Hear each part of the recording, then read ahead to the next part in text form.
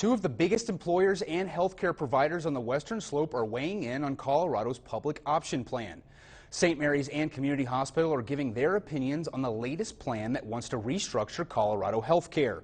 This plan says it is designed for the individual health insurance market, claiming to save people on the Western Slope more than 15% on their premiums.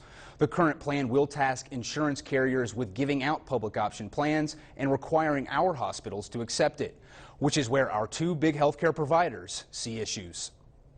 I mean, there's some positives. The cost of healthcare is too high, right, and especially in some of our mountain communities, there's limited access and limited choices when it comes to insurance. So the public option is going to push that envelope a little bit.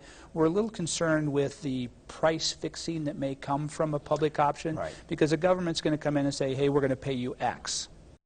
Both of our hospitals agree that the public option has good intentions, but also agree that the current plan causes hesitation. St. Mary's tells KREX, quote, the proposed plan relies on state-mandated participation by hospitals and insurance companies, and mandatory participation is illegal. St. Mary's ends their response to us by saying, in part, we have demonstrated our commitment to working with legislators on policies that address these critical issues. It is core to our mission and what our patients deserve, but the public option as proposed is not the solution. For more on healthcare, watch the latest KREX Cafe episode on our website, westernslope.now.com.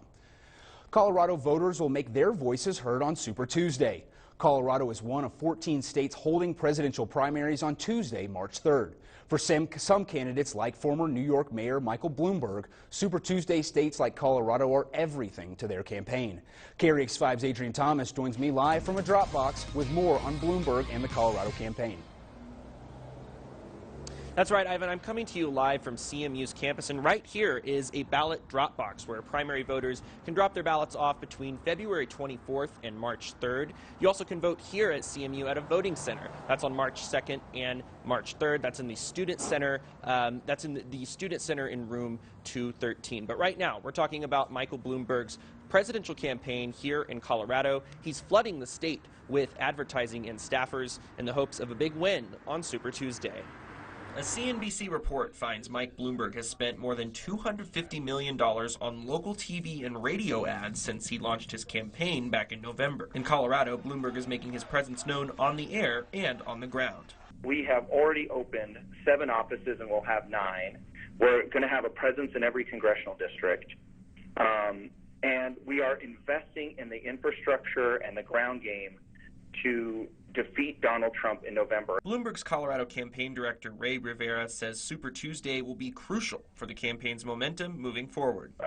We're probably up to 35, 40 states where we have a presence. We are laser focused on Super Tuesday and beyond because it's going to take that kind of effort across the country. Here at the Mesa County Democrat headquarters, you won't see many Michael Bloomberg signs as of right now. That's because the campaign is currently spreading around the Centennial State, gearing up for Super Tuesday on March 3rd.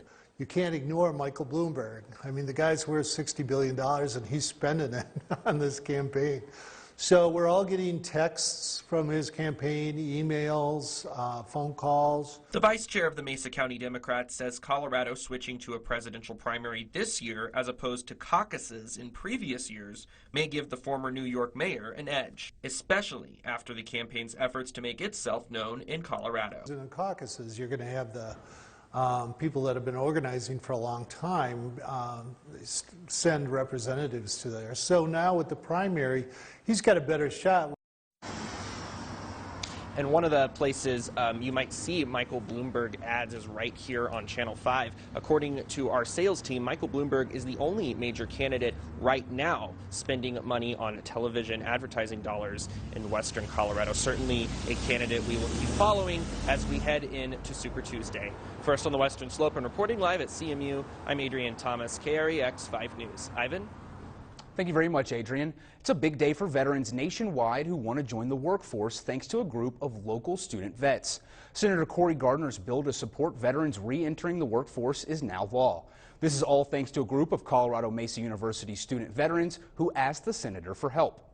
CMU student veterans met with Cory Gardner last year to share concerns about GI legislation changes they believed would harm Colorado student veterans. Senator Gardner addressed those concerns and positive changes were made. On Tuesday, President Donald Trump signed the bill into law supporting veterans in STEM careers.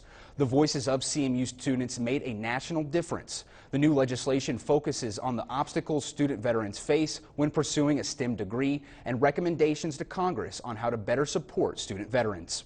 Very quickly after that meeting, we started getting more assistance. We got more information about what was happening.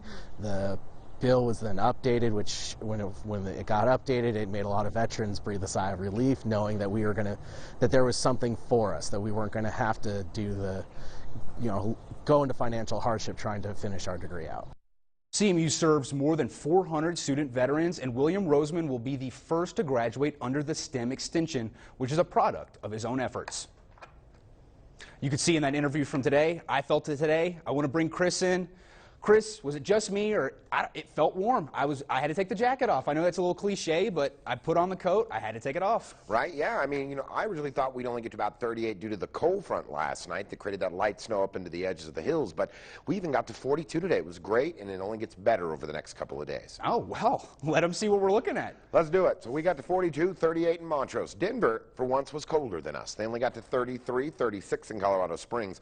Even now, we're still at 38 with 37 in Montrose. Denver's already down to 26 and 28 in Colorado Springs. Satellite scan of the snowpack actually shows for the first time most of this winter, or the second anyway, that we are actually below the exact date last year. But we've added a huge chunk along the edges of Colorado Springs down to Trinidad, and I am tracking a huge system. Good news is Saturday looks good, but we may have issues Sunday. We're already at 60% of winter mix and another strong cold front. I'll tell them all about it coming up. Thank you, Chris. I'm glad you're the one tracking it. Switching gears, but staying right here on the slope, a Mesa County man accused of selling drugs, shooting someone in the head, and trying to break out of jail was in court today, with his defense ready to go into further hearings before a possible trial. 4 months after Malcolm Martin is accused of shooting a man 2 times in the head on 29 Road, his defense is ready to go into preliminary hearings on all 3 of his cases. These preliminary hearings require the prosecution to show probable cause in order to continue pursuing these felony charges. Going back right beside the 29 Road and North Avenue intersection, a man was found shot in the head twice on his hands and knees in the street. Still able to communicate with police, the victim told law enforcement he had paperwork connecting himself to the shooter. As the suspect, Malcolm Martin, was arrested with the victim previously and is said to have confronted the victim about being a potential snitch. Once police knew who they were looking for, Martin led them on a high-speed chase through Clifton, crashing his vehicle on 32 1/2 and E 1/2 Road. Martin fled on foot and was finally arrested on Gentle Winds Court. 4 days after his attempted murder arrest, Malcolm Martin is alleged to have attempted an escape out of the Mesa County Detention Facility. The sheriff's office says Martin climbed into a crawl space after making his way through ceiling tiles. Martin will be back in court on March 9th.